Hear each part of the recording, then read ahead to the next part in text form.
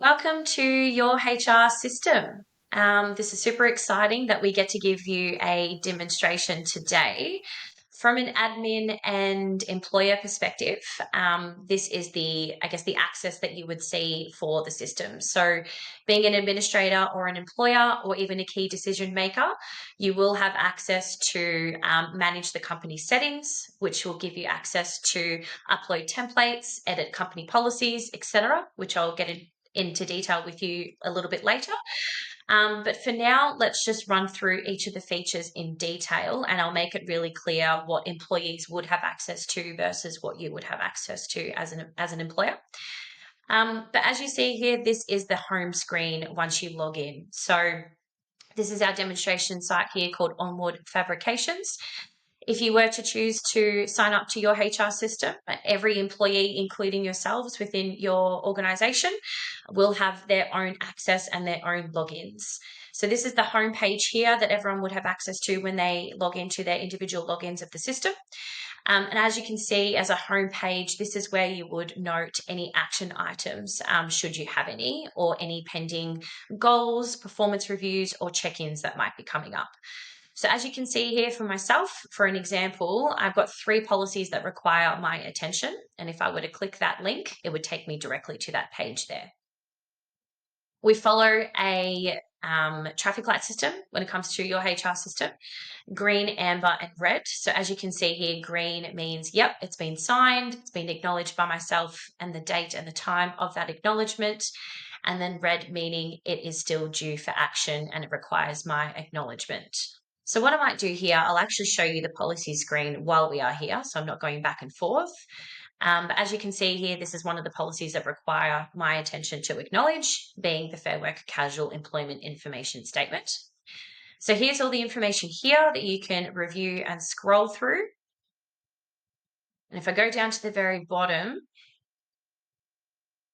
this is where it will show me this little question or speech bubble, I guess, to say, I acknowledge and agree and understand all aspects of this policy. So we always encourage employees to, of course, read the company policies or anything that they wish that they need to for compliance. And then down the very bottom here, unless they've got any questions, to please ask. Otherwise, if they're happy and they understand, acknowledge, click confirm, and then we're good to go. So if we go back to the policies page here from my login details, this is what we've got set up here. And now there's only 2 policies that require my acknowledgement, and those are these 2 items here. Any questions so far, Paul? Yes, of course. So, what you just showed me before, that's what the employee would see when they need to sign these policies. Is that right? Correct. So everyone, including the employer themselves that have administration access, will be able to view this company policies page. So just like all employees, the employer is also required to sign all company policies. And this is the page that would be shown when you're accessing the company policies through your own individual login. So most policies within an organization are going to be compliant and everyone will be required to acknowledge, i.e. drug and alcohol, fit for work, employee leave, the Fair Work information statements, and respect at work. There may be some optional policies, which I can get into a little bit more detail to show you how to set them up. But there may be some optional policies like a company motor vehicle policy, for example, that will only be required for some employees to acknowledge it because they may have access to a company motor vehicle versus some employees that may not. So if that's the case, then those policies that are required for acknowledgement to that particular person will be viewed on this page here, but only those policies that are required for attention to that particular person will be viewed. As administration access, you can view all company policies by unticking this box here, and then it shows me which policies we have selected as optional versus which ones are mandatory for all. And those optional policies will be grey. And then if we go into the policy, for example, motor vehicle, we can actually change those settings here. And you've got a little item here that goes, okay, mandatory for all policies. We can tick that to say yes. And if that's the case, that will become available to all employees that have logins. Otherwise, we can untick that and it means that only some employees will have access to that. And then what I will do is I will show you, if we go to Cindy Howard for an example, we scroll down to her HR policies, we click the pencil button to edit, and then we can see here she's already got access to that motor vehicle policy as an option. But here are the other optional policies. So we can untick that if that so happened to not be accessible to her anymore or compliant to her anymore. But that's where we would make those changes there to individual people. Otherwise, the rest of them are always going to be mandatory. Does that answer your question, Paul? Cool. So if we go back to the home page, as I was noted before, so there's this homepage will give you access to anything that is outstanding. So if there's any goals that you've got set up between employee and manager, that will be accessed here. So if we think about myself as an employee having this login, this is what I would be able to view, just like any other employee and just like yourselves as administration access. If I've got some check-ins that are due and have been set up, that will be displayed here, and then same with the performance reviews if there's any that are pending that are due to complete or upcoming as well. I might take us through the profile. So this is my profile here. Actually, what I might do, let me go to an employee's profile that we've got set up because there's just a little bit more information there to give you some examples. So this is Cindy Howard's profile here. So you can see on the left-hand side, we've got her login details being her work email. Now, if your employees don't have work emails for whatever reason, that's fine. We would give them access through their personal emails. This is her department here being administration, and we can confirm, yes, that she does have access and she's been given her login details. This is her reporting line manager being Sally Jones. And then these are the tags that have been created for Cindy's profile here, which I'll get into a little bit more detail in a second. But this is, I guess, the onboarding section. So we've got basic information, work information. So these details here from these first two tabs will need to be completed in order to create a login for an individual. And then we've got a few other sections here that would basically correspond with your payroll system. So personal details, emergency contact details. These aren't required to complete in your HR system, but if you wish to pop these details in here as well, that's absolutely fine. You have access to do that. And this is the tagging feature here. So this is essentially was created a few years ago as a feature when we had a client, a particular client in an industry that had multiple locations within their business under the same company. So this is where we thought, okay, what feature can we create to really clarify who works where? And since then, the tagging feature has evolved. So as you can see here, the Coburg location has been created for Cindy's profile because that is her primary place of work. But then we've evolved it to be part of some further features like who's part of the safety committee, for example, or does someone have a first aid officer qualification, or is that person that people would go to for that responsibility? Who's the fire warden, et cetera, et cetera. So there's really no boundaries on where you can take this tagging feature. You can be as creative as you'd like. As I mentioned before, this is the company policies that apply to Cindy's employment. So when we're uploading company policies, which I'll show you in a little bit more detail just shortly, but this is where we would come in and actually select, okay, if there's optional policies that we've created, that's not mandatory for all, this is where we would select those items for the individual. And it's always done through the profile when we're selecting those optional policies.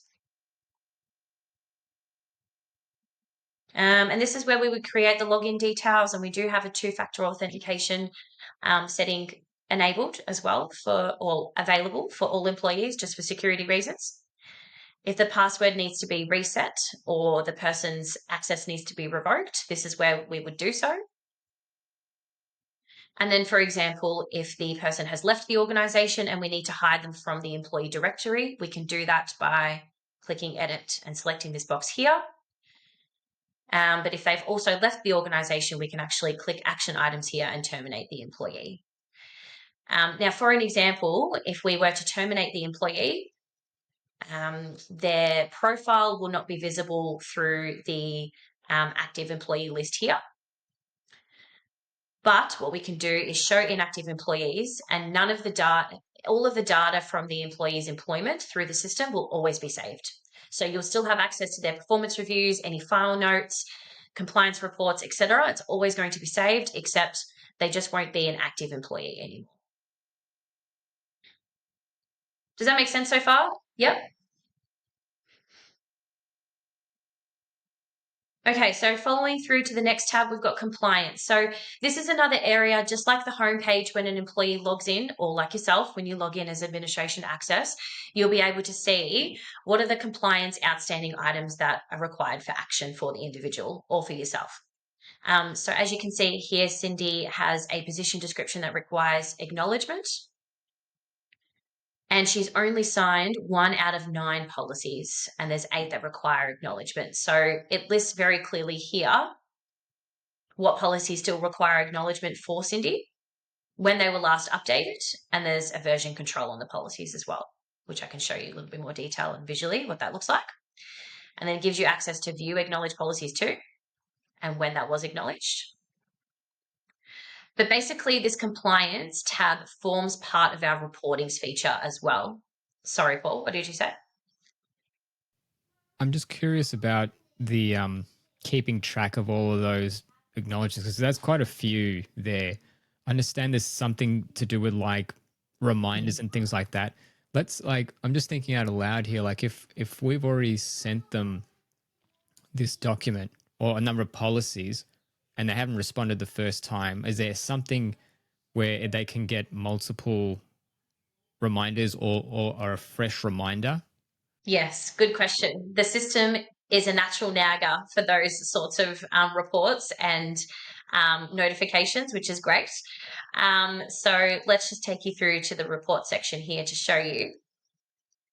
But if we want to see a bird's eye view of employee compliance within the whole company, this is where we would see that here. So as you can see, there's no compliant employees at the moment, and that basically means that there's still some outstanding action items from each individual that is currently employed. Once individuals sign everything that they're required to do for their compliance, their name will be listed here because that means that they are compliant. They've signed everything that they need to sign. But we can see here in very great detail, like I just took you through here with Cindy, she's got some action items here. And then we can see that across the rest of the employees as well. So that's our bird's eye view. Now, to just show you what I mean by the system being a natural nagger. So every single week, the system automatically, I'm just going to type in someone's name here if I go Cindy.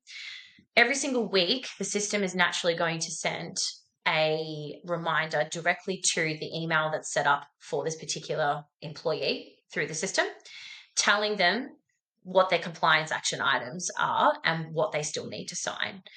And this reporting system here, which only administration access and administration people have access to, so people like yourself, anyone that has admin access, so key decision makers, we can see here, Cindy has received a whole lot of compliance reminders. And you can see here it's week by week, unfortunately, at the moment. And it tells us what she still hasn't acknowledged. And if we click on it, it gives us the very clear list there. So this resolves a lot of unnecessary admin from your perspective to constantly be reminding employees individually on all these items. But then we can easily print a report, provide that to an employee and meet with them individually and speak to them about why this is the case and why they're still not signing their compliance items, and then take those conversations as we need to there. Does that make sense and answer your question? Yeah, absolutely. That's really clear. Perfect. Now, like I was saying before, traffic lights, we've got green, amber, red. This compliance tab here is red because there's obviously items that are still not signed. Once Cindy completes these items, it will be green and then happy days, and there's no reminders that will need to be sent to her, and we don't need to follow up with her about anything. Now, if we are going to be updating company policies or someone's position description, We always need to consult with people if that is the case, of course, and let them know. But then those items on the system will need to also be updated. And then we'll need to communicate that with the employee to say, okay, cool, we've executed these updates through the system now that we've consulted with you. And then those items will then be turned automatically to red to say, okay, these are now outstanding compliance items that you need to execute and review, just following the same process as before. Yep, makes sense. Now, this tab here is the position description tab. So this will list all roles that the employee, the individual, has completed through their tenure of employment within your organisation.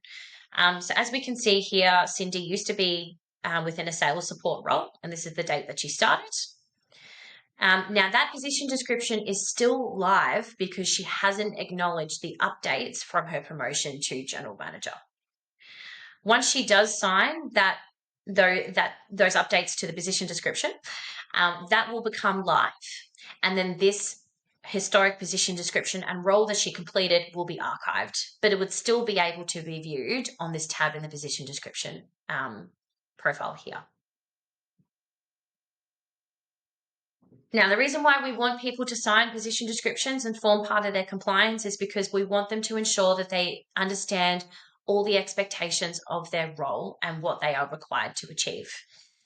So what the system also supports in terms of the features is the direct manager of the employee is also required to sign the position description as well. Again, ensuring that there's really clear expectations of the person's role from a manager and employee perspective. So another feature to support with that in the system is the manager is actually required to sign the position description of the employee before the employee does. The reason why we do that is because managers will, of course, and I hope, be a very clear understanding of their direct reports roles and expectations. But just in case there's been some amendments that have happened from key decision makers to position descriptions, we again want managers to ensure that they're really, really clear on these expectations and it's been consulted, which is why we ask them to also sign the position description as well as the employee. Now, I've clicked on the position description of general manager here. Now, because I have administration access, sorry, Paul, did you need to ask a question? No, I was just saying this is all really making sense. I think having both the employer and employee looking over this is a really good setup. Yeah, perfect. Now, because I have administration access, I won't be able to see what the employee would see from these circumstances, but essentially when they do click into their position description, an approval sign will pop up on the top right-hand corner here. So once they've reviewed and read through their position description, ensuring that there's no questions, but if there is, to please ask and make sure everything is really, really clear, then they would go ahead and sign it on the top right-hand corner button here. So as you can see, the manager has signed Cindy's position description, and the next step is PD awaiting employee acknowledgement. Now, we can send another reminder to Cindy if we'd like to, and we can do that here. But like I said before, the system is naturally nagging the people if there's still compliance items that haven't been completed.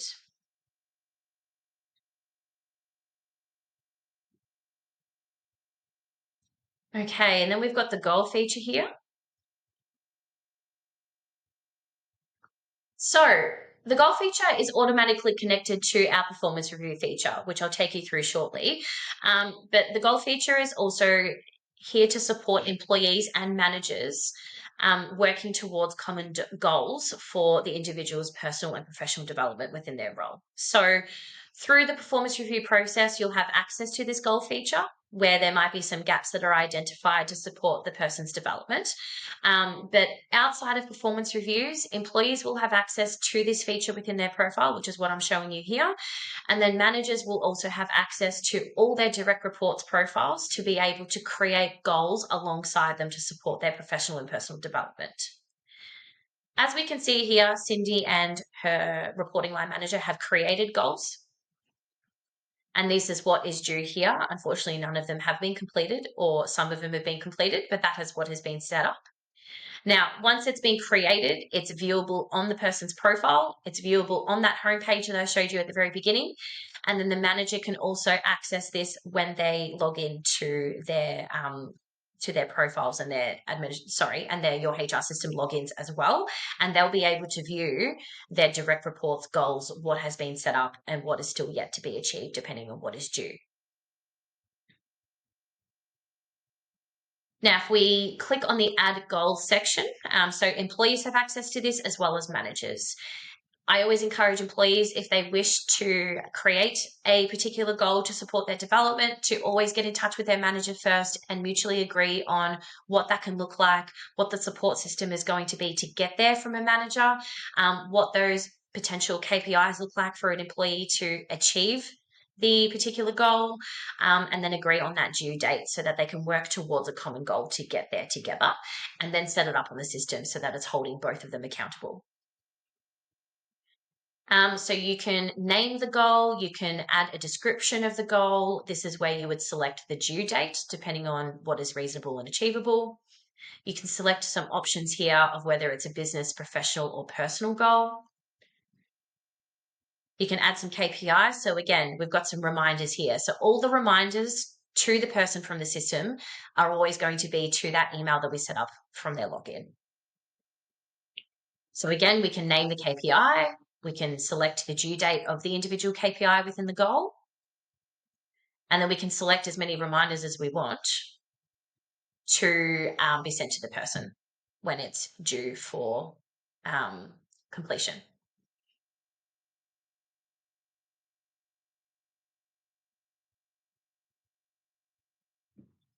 If there were any completed goals, we would also toggle that button here, and then we can also see that too, which is great.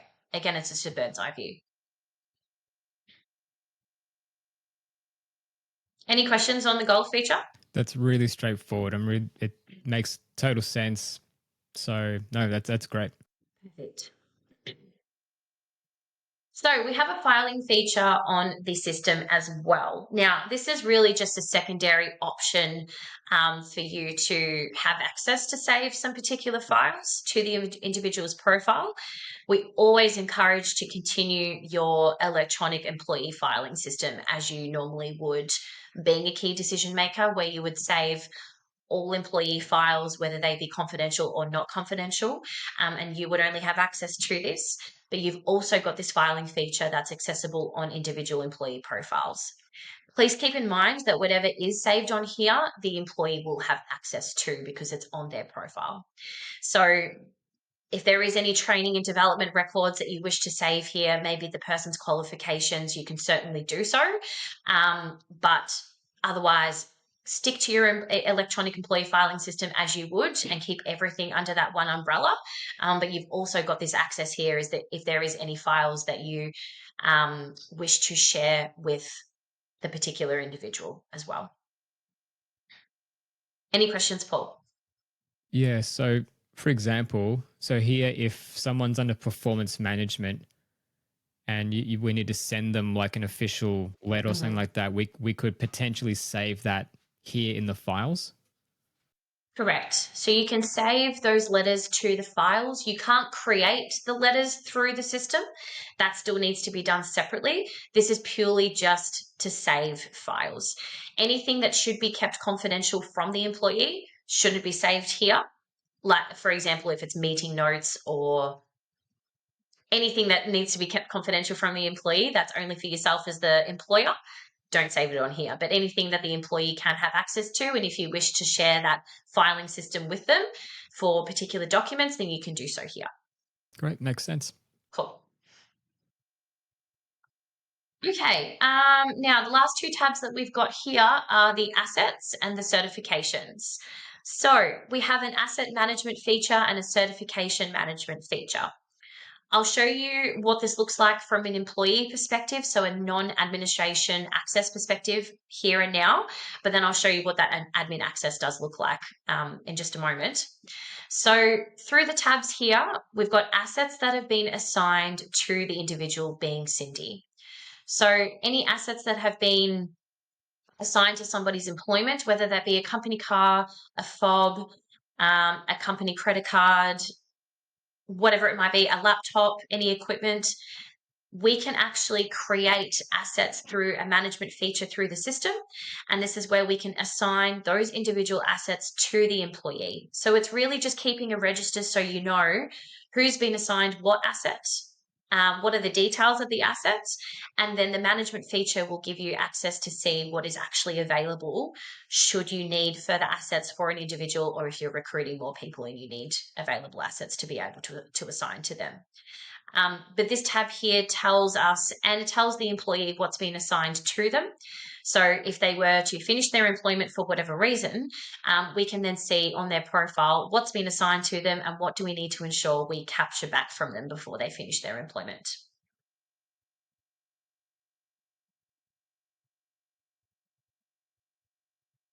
Okay. And then we've got the certification management feature here. So, sorry, the certification feature as well. So again, I'll show you what the employee can access, which is what they can see on their profile here. But we have a management feature of the certifications, which I'll show you in detail, that admins would have access to. But as part of Cindy's employment, it is required for her to have a CPR, an active CPR certificate, which is what has been listed here. So as you can see, it expires in 7 months.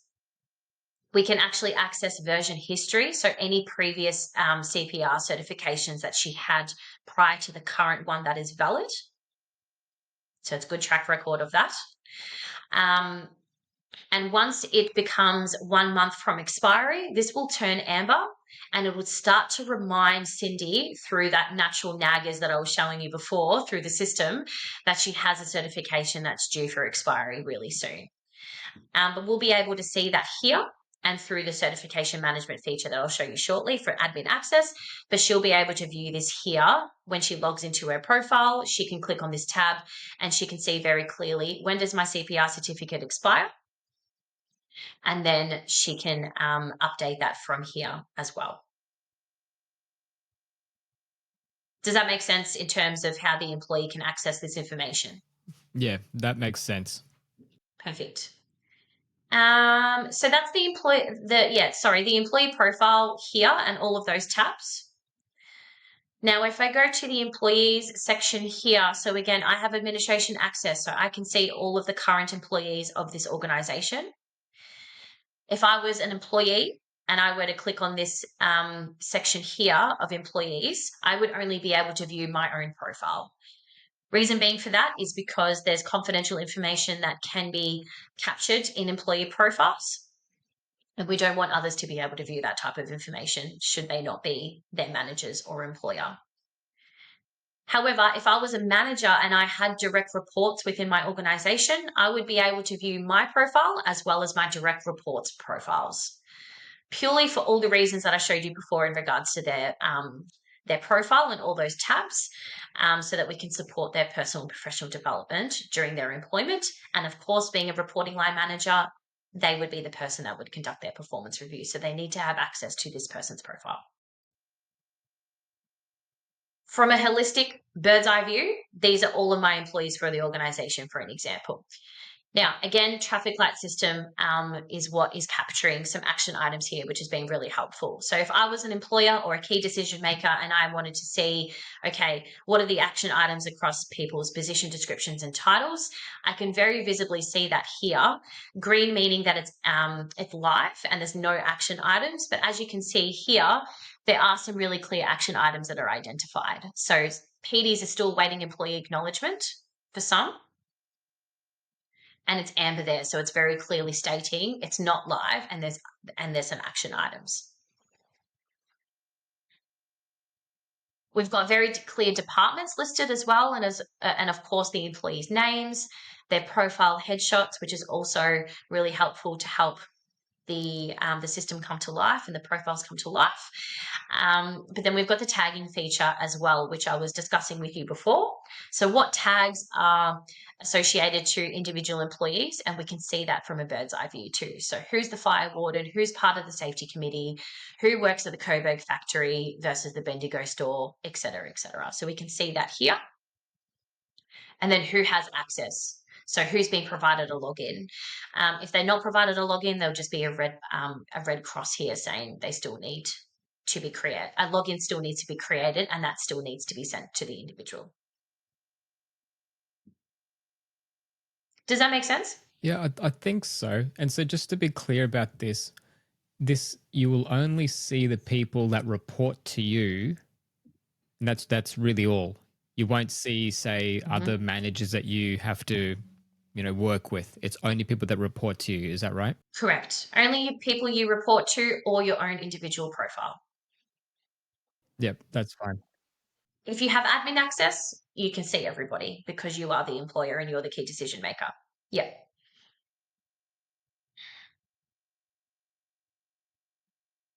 Okay, so this is the company org chart. So everyone will have access to the company org chart, which is great. So as part of onboarding and induction, one of those steps is to introduce the individual to the company, of course, but then help them really understand what are the departments, who are the department heads, what roles are people employed under, who do I need to go to for what particular reason. And the company org chart is something that is naturally created through the system when you create those profiles. So there's nothing that we need to do in terms of the settings of the system to create this. When creating the profiles, this is naturally created in the background. And once those position descriptions are assigned to the individual's profiles and those reporting line managers are selected, this is what is formed here, which is really good. So it's all organic, but all employees will be able to see everyone's lovely smiling faces, what those titles are, and then everyone's names as well, and who reports to who, for an example. So I can't make any changes from this page. No, so if you were to make any changes to reporting lines or position descriptions, you would do that through the person's profile. So if I just go here for a second, I'll show you what I mean. So we would add position. We can load directly from templates, which I'll show you how to access the position description templates as admin access. But we would select whatever that position is that person might be moving into. So the PD template would need to already be set up in the system. We would select the type of employment, who they would report to, and the effective date. So this is the template that's already been executed, which is great. But that's then asking you, okay, is everything here correct? Or does some changes need to be made for whatever reason? And then we would click save. Now I won't do that because obviously it's going to toggle some more settings, but once we do click save, there we go, just a bit of a glitch. Once we do click save, that will pop up on this area here to say, okay, now we have another pending position description that needs to be actioned and acknowledged. So like I was explaining to you before, the manager needs to sign the position description first, then the employee. Once that is the case, it will become live, and then the other position description or descriptions will become archived. That will then naturally update the company org chart in the background. So there's nothing you need to do from an org chart perspective. It's just ensuring that the correct position description and reporting line manager is set up on the individual's profile. Once everything is saved and it's live, this will organically update in the background. Yeah, that makes sense. Does that make sense? That's clear now. Perfect. Okay, and then we have a check-in feature here. So this was naturally created during the tough times of COVID when a lot of employees were working from home in particular organizations and industries. And there was a very big disconnection between seeing your people and your team in person. So the team of your HR system created this feature to support those connections to ensure that people were checking in with one another from a mental health and wellbeing perspective, but just to ensure that there was a really true key reporting line working relationship that was still very effective during the times where the distance may have been a big part versus working together, if that makes sense. But since then, it has evolved. So it can be a process or a feature that is conducted in between performance reviews, or it can be as often as the manager or the employee sees fit. Now, employees have access to the check-in feature as well as the managers of the people that report to them.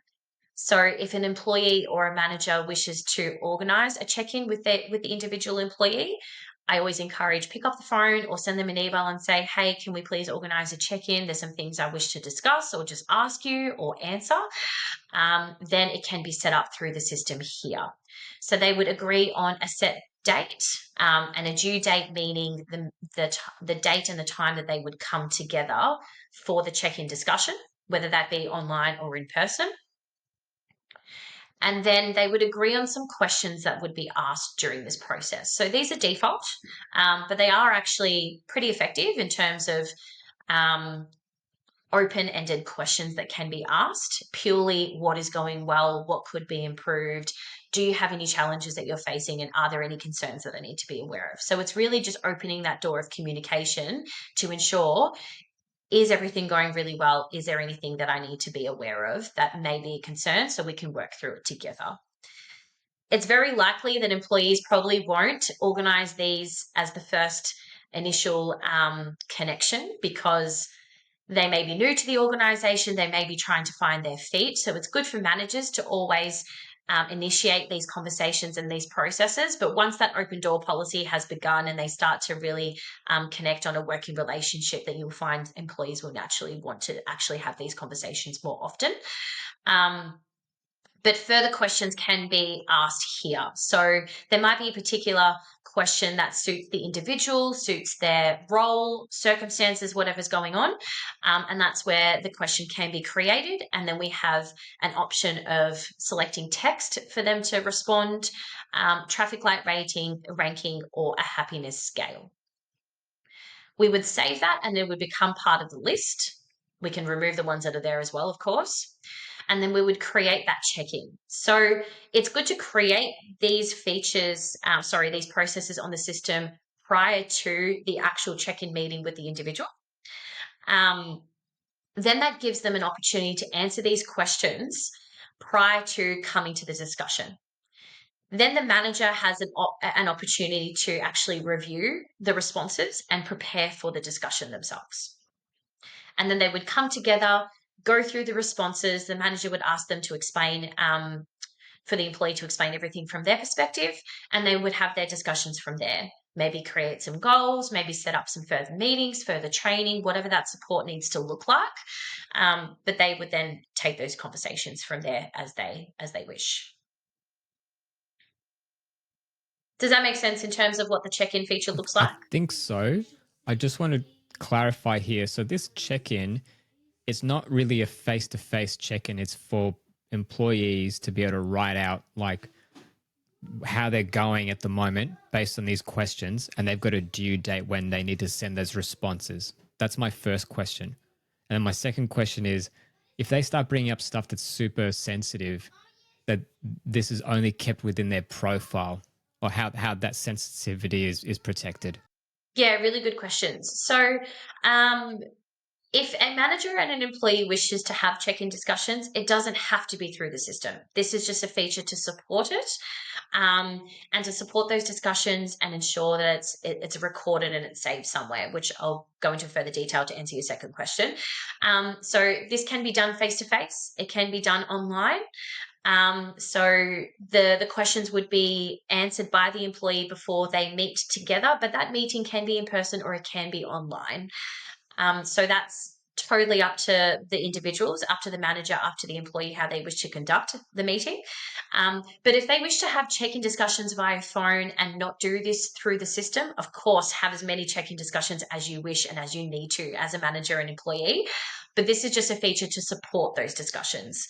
If managers wish to do it through the system on a regular basis, and maybe it's already preset every 3 months, for an example, but of course they can have conversations outside of this feature in between those times to ensure that, okay, how's everything going? Maybe an incident has occurred in between these discussions, and obviously you need to deal with it in the moment. So pick up the phone and please do so.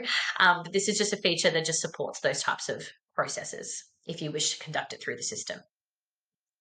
Now, if you wish to conduct it through the system, yes, you're exactly right. It will be saved to the employee's profile. It will be saved to the manager's profile, and only those two individuals will have access to that, other than a person like myself, or the key decision maker like yourself would have access to, because you have administration access. So you can see anything and everything across the whole organization that's been completed. Does that answer both of your questions? Yeah, it does actually. That's great. Awesome. Okay, so we have the performance review feature here. So I'm going to take you through a display of what the completed review looks like, and I'll explain the steps on how to get there. So this is a completed performance review. Now, a performance review would be conducted between an employee and their direct line manager, which is why it's really clear to get that correct direct line manager in the system. Now, a lot of people ask me, and this may come up as your question as well, Paul. A lot of people do ask me, what if people have two direct line managers, or if they work with two managers predominantly versus just that one person? The question that I always ask is, who approves their annual leave? Who approves their leave in general? Who do they directly go to for concerns, questions, whatever it is as part of their employment? That would be their direct line manager. Your HR system only supports individuals to have one direct line manager in the system. So the reason why we do that is for confidentiality reasons, of course, but realistically, these types of procedures should be a one-on-one conversation and should be a one-on-one pathway towards the person's development. There may be some managers that the individual may work with through their employment, but they're going to have that one predominant person that they would report to support their employment. And that is the person that would be assigned through their PD, through their profile, and the person that would be conducting this procedure one-on-one with the person. Now, if the manager wishes to capture feedback from other people that the employee closely works with, they can absolutely do that. But then it's their responsibility to be placing the feedback into this process here, which I'll explain with you shortly. So this is the completed review. As you can see, the employee and the reviewer have completed their steps. Everything that's displayed on the left-hand side is what the employee has completed, and then the reviewer, being the manager, is what they have completed on the right-hand side. Prior to the performance review meeting, so you would organize a time, for example, in advance, let's meet on this date at this time. It's going to be in person or online, whatever that case might be. Prior to that meeting, so it's good to set these meetings up at least a couple of weeks in advance in the system, because there's an evaluation process that needs to be completed from an employee and a reviewer perspective. And I'll show you what that looks like. The evaluation process is closely aligned to the person's position description that's assigned to their profile. So that's why it's really important for both of those individuals to be signing that person's position description, because that forms part of the performance review process. Again, so it's very clear what the expectations are and what they're working towards to succeed within their role. And that's what you can see here. So Sam Smith is a sale and marketing manager. This is the position description of that role that is assigned to Sam's profile. And as you can see, the evaluation that's been completed here is based on Sam's position description. So you've got the KPIs, you've got the key duties under each category. I'm just going to scroll down to get to the person specification area. You've got this area here. Any general discussion points. So this can be additional questions for the particular person that may need to be asked or discussed at that particular time. And then the core values of the organization are automatically extracted into this process. The reason why we do that is because behavioral expectations are just as important as performance expectations. Behavior probably even more so than performance, to be honest. So that forms part of this process and part of the evaluation. Now, what I mean by evaluation is the individual employee and the manager needs to ask themselves. The employee would say, how do I believe I've been performing in each of the areas within my position description during the review period? So review periods, we recommend minimum every 12 months. or if the person is succeeding very quickly, and if you feel as though they need to have a review sooner than 12 months, then so be it. But at minimum, at least every 12 months. But the evaluation would be the employee would go through the elements of their position description. Again, we're using a traffic light system. Green meaning good, amber meaning needs some work, and red meaning this isn't looking so good. Now, I'll show you what that evaluation process actually looks like. But at a bird's eye view, once it's completed, the employee has completed it based on their perspective, how they believe they've performed in each of the areas, which you can see here. Sam believes this area here is amber and needs a little bit of work. And they've placed a comment there to support. However, the reviewer, being the manager, has selected green. They obviously believe that everything is going really, really well. So that's why this evaluation process is really great to complete before the review meeting itself. And then it's a conversation that they would both have together and understand, all right, why are there some gaps? Why is my interpretation a little bit different to yours? Is there anything further you need from me as a manager? What's everything looking like from your perspective, etc. So it's not a one-sided conversation. It's not the manager talking at the employee the whole time. It is a two-sided conversation, and having this prep done just ensures that it's really fluid and you've got some comments to support, and then you would take discussion notes throughout. So the reviewer would do the exact same thing from the employee's perspective. How does the reviewer or the manager believe that the employee has been performing in the review period? And they would select traffic light colours through each element of the PD as well, and then type some comments to support why they've chosen that particular colour. So we always encourage examples so that the person can relate directly to a particular circumstance. But any comments will help this process. And again, so it's really transparent and it's fluid, and they would work through this whole discussion as part of the review. Now, the goal feature that I was talking about before, this is where it's automatically extracted from the performance review meeting itself. So where there might be some gaps that have identified performance or behavior, whatever the case might be, some areas of improvement, there's a goal setting that's automatically created and available to the individual when they're going through this review, and they can create a goal in real time. So they do that as part of the discussion. They're agreeing on a reasonable and achievable due date. They might be creating some of those KPIs like I showed you before and some reminders, and then they can set the goal whilst they're in this discussion, and it's automatically attached to the person's profile from there, and it's accessible for both parties. So there's no going back and having to remember what goals need to be created for action points. They can be created in real time through this review process through the system.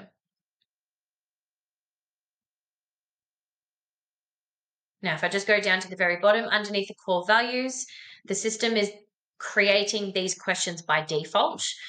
So are there any other duties that you are currently doing that have not been listed? And do you have any concerns regarding your job? So that's automatically extracted from the system and from the feature when we create performance reviews that the employee would answer. And then this is where the reviewer or the manager would put any final notes in here. Does that make sense in terms of a bird's eye view of what that performance review process looks like? Yeah, I think so. So as the way what I've understood is that everyone, both the employer and employee, have a chance to give a rating, and they can add comments to substantiate what they're saying if it's not green. And then after the meeting, I'm assuming it's the manager who then writes the discussion notes. Is that based? Have I got it right? Correct. Yes, that's exactly right there. Yeah. So if I were to go this pending review here, actually, I might need to show you a demonstration of me as an employee to show you what that actual evaluation process looks like. Let me just go new performance review so you can actually see how to set this up as well at the same time. So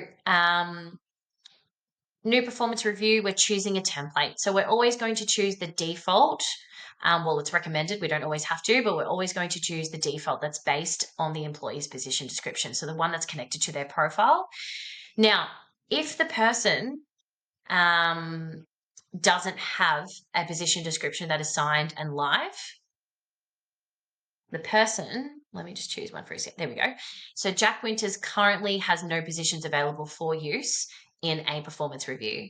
So that means that that PD actually needs to be signed by both parties in order for this process to actually be set up on the system, which is great. But if we just go back to Cindy for a second, she seems to be the example that we're using here. So if we go period from, so what period are we reviewing to and from? So if I go back, say we're doing a 12-month review, for example, let's just go November 1st, 2024 to October the 30th, 2020, 31st, 2025. What date is the performance review meeting going to be held? So let's say it's going to be 2 weeks from today. What time? Let's just go 10 o'clock. And then where is it going to be held? So boardroom, in person, or meeting room 1. You can actually add new. So for whatever reason, there's not an option there. So we could go Microsoft Teams. And then select save. And then we go continue. Okay, so this is the position description that is live on her profile at the moment. Now, I know I was telling you that she didn't have a live position description. She does. It's her historic role as sales support. So she's currently actually employed as that general manager, I believe, from the top of my head. So if we were to review her on her general manager PD, that needs to be signed in order for this process to be conducted. Otherwise, it's automatically just going to choose that live PD, which is that sales support, which may not be actually correct. But just to show you what this process looks like, this is the whole PD that's been extracted from the person's profile. So if for whatever reason something doesn't apply, or if we need to edit it or delete it, we can. We recommend not to. Obviously, the PD is signed for a particular reason. It's expectations that we need to discuss, but you can make some amendments here. It'll also list all of the key duties, person specification, and there's a general discussion point there. So if we want to add further general discussion points, we can do that by selecting these options here. We can select a category if that is the case, and then we can type the question here.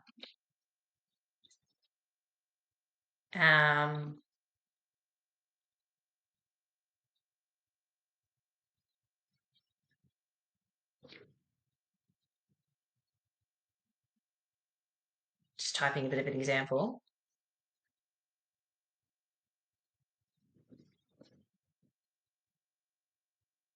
Save and close, and then it's going to form part of that area here.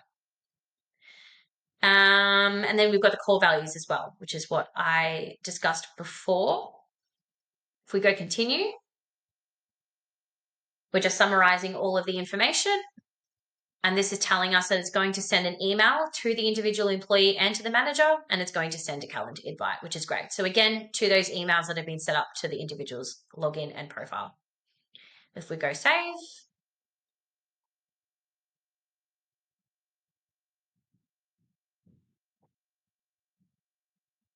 there we go. Awaiting both parties to fill out their part of the performance review. Now, what I can do, once we go through the rest of the demonstration of all the features, I can actually show you what the evaluation process looks like as an employee, but I'll just need to open up another demonstration account where I'm actually an employee in an organization so I can show you that, and then the manager would have the same access as well. So if you're happy to just pause on this and then I can show you that a little bit later, Paul, is that okay? Yeah, that's fine. I did have like one last question, but that sounds fine. For sure. Yeah, what's your question? So if, for instance, Cindy, in her manager role, during her tenure, she's signed off on her manager position description, and then during that year, she needs to take on more responsibility, but under the same job title. Am I right in saying then she would have to be provided a brand new position description with those new responsibilities, and she signs that off, and then that becomes part of the performance review later down the track? Yeah, really good question. So, just like any effective HR procedure, you would need to consult with the employee if there's changes to their position description. So, additional responsibilities, less responsibilities, for an example, a different focus, whatever that might look like. So always consult with the person first. And then once those changes have been agreed and, the person is set up for success, it makes sense within their role and their experience and their responsibilities, and they have the capacity to do so.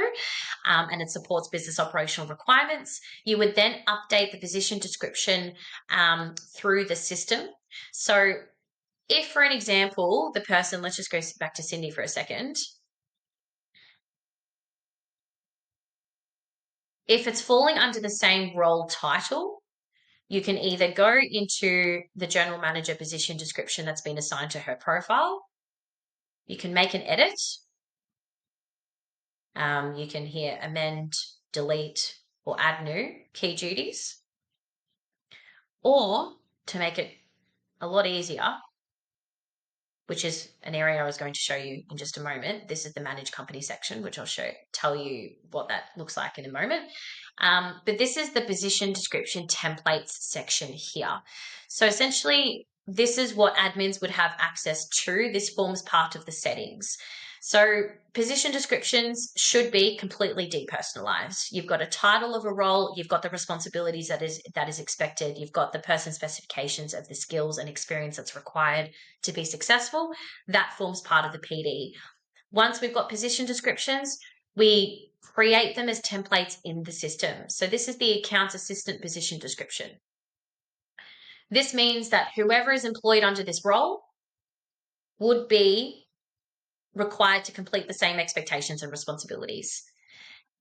And as I was showing you before, when it comes to assigning position descriptions to people's profiles and selecting from a template, this is the list of templates that I was talking about here. So you can go to this general manager PD and say it's ongoing responsibilities that this person would need to achieve and has become part of their responsibility. And you can amend the template from here. So again, it's completely generic, which is what we want. We don't want it to be personal for the individual. We would amend the position description here. So again, you can select a category depending on what the responsibility is, type the key responsibility. We would always keep this toggled on because, of course, we want it to be part of performance reviews, but for whatever reason, if you want to toggle it off, there's that option. You can add deliverables. So any reasonable and achievable measurables that support that particular key duty or outcome of whatever that responsibility looks like. It's not a requirement to have a deliverable, but it's always there as an option if you wish to create one. And that'll form part of this list here. And as you can see, the categories will be in order, and then that is what will be displayed on the position description. And again, you can amend the existing or you can delete the existing. Same with KPIs as well. Exact same process, and same with the person specification area too. So once that template has been saved, that can then be executed to that person's profile.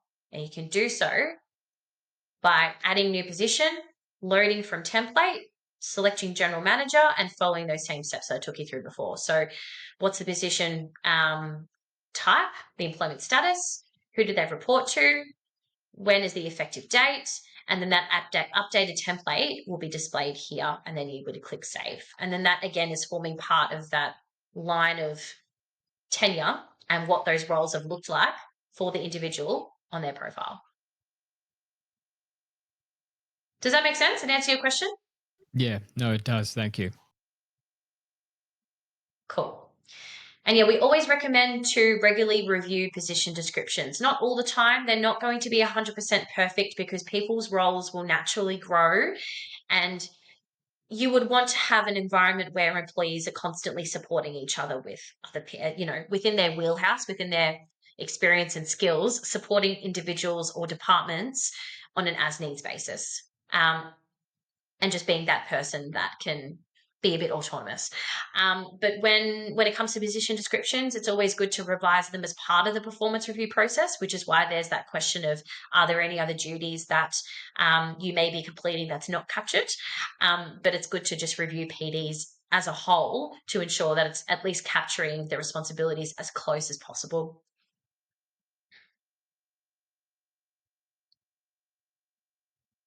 All right, so this is where we've got the manage companies section here. So this is only for administration access. So we've got company assets. Now, if you think about those Excel spreadsheets that you may have already been keeping up to date when it comes to company assets, this is going to completely streamline and systemize everything for you. So you would create assets as part of this list that are either, it doesn't matter whether they're assigned or available within the company, but any assets that you have purchased that is part of the company asset register. And this is where they will be listed here as a register. So you've got name, asset number, category, location, whether it's assigned to anybody, and what is the status. So if it's assigned or available, and when it's been last updated. So you may recall when we were looking through the person's profile, we had a look at the tab which said assets, and this is where the individual assets can be assigned to the person's profile and where they're listed once they're assigned. But as an admin access, as a key decision maker, you can have a bird's eye view of anything that is available or assigned within the company. And this is where you would have that access here. You can also assign it to the individual's profile directly from here too, if you wish. Or like I said, you can go to the person's profile instead. You can also unassign from this register here as well, which is great. Now, if we want to create new, this is what we would do here. So what is the name of the asset? What is the category? We can also amend the list of categories as well.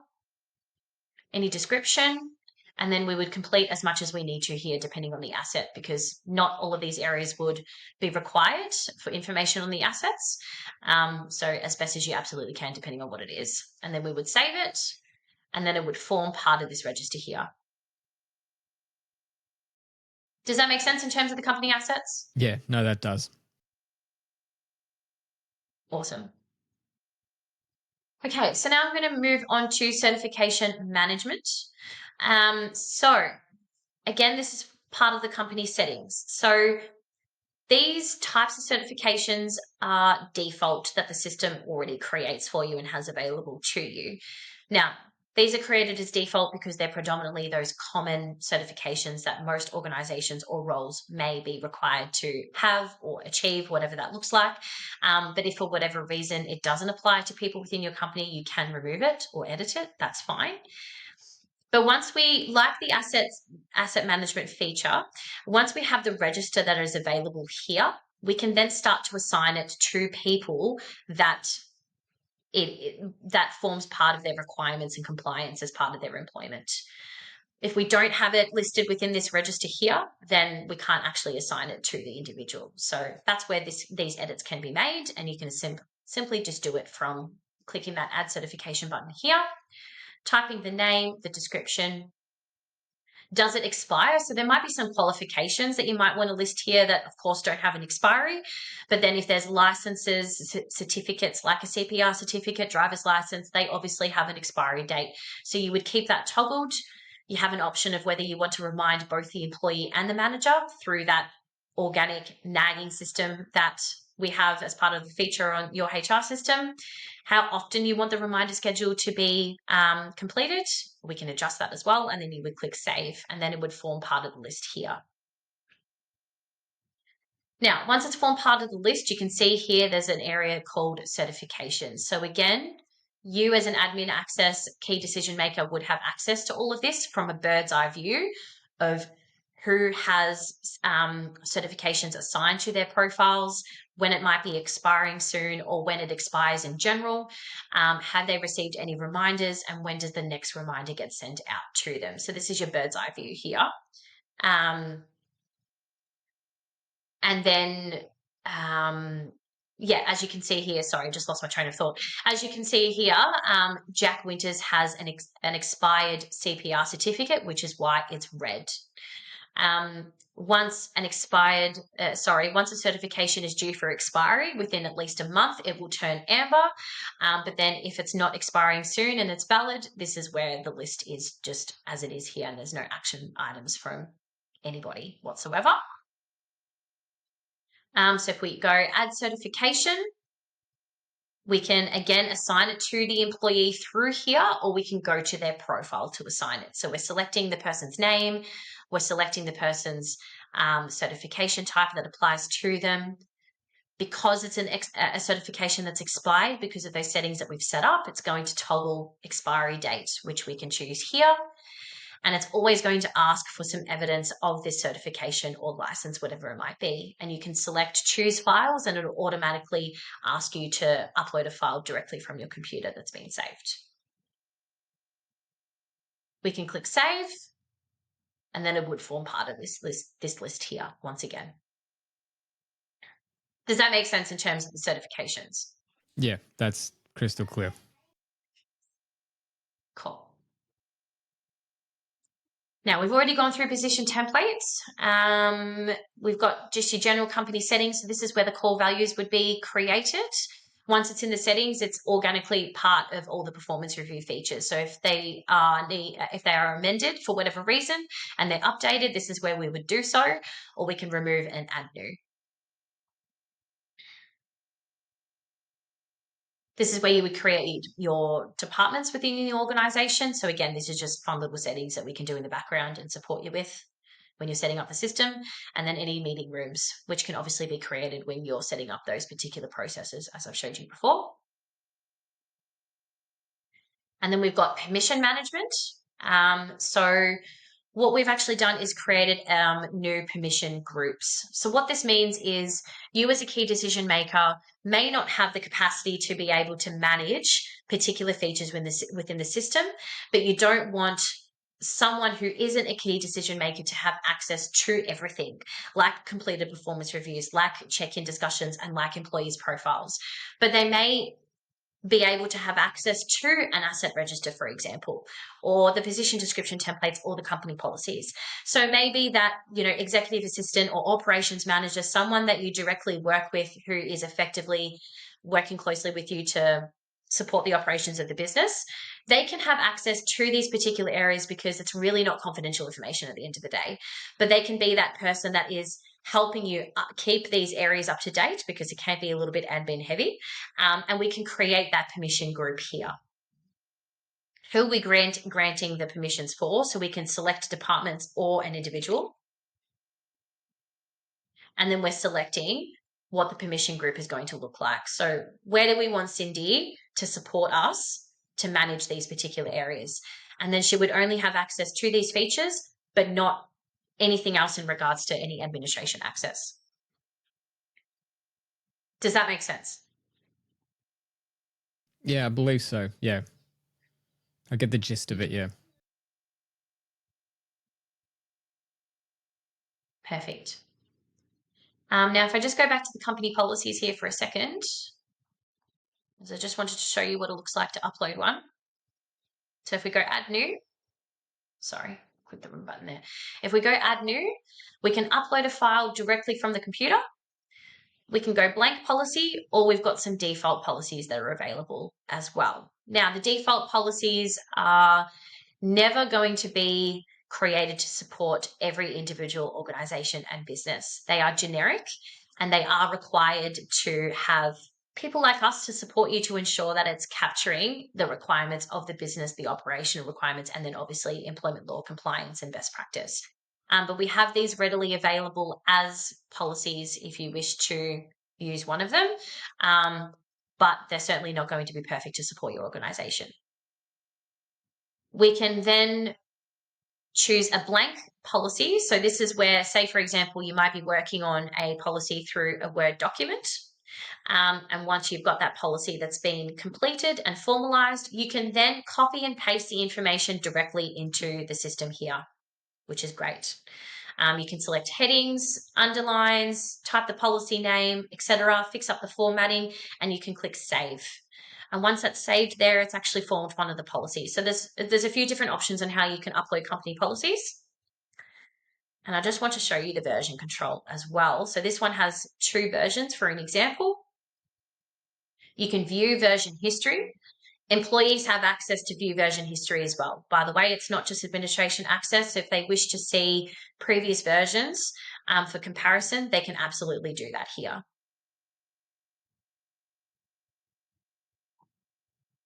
As admin access, you can actually PDF print the company policies as well and save it to your computer if you need to email it or just have a hard copy, an electronic copy.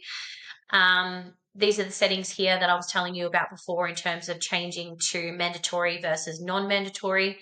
You've got an option for acknowledgement text. We automatically just click the first option there because it's pretty straightforward, but you have another option.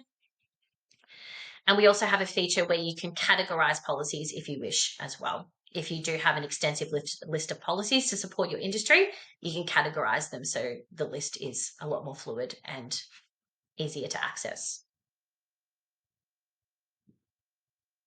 Does that make sense? Yeah. Perfect.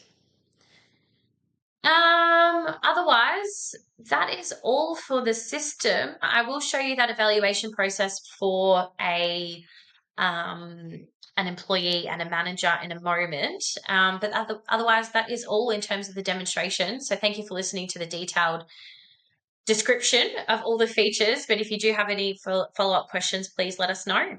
Yeah, sounds great. Thanks so much for going through that with me. No worries at all.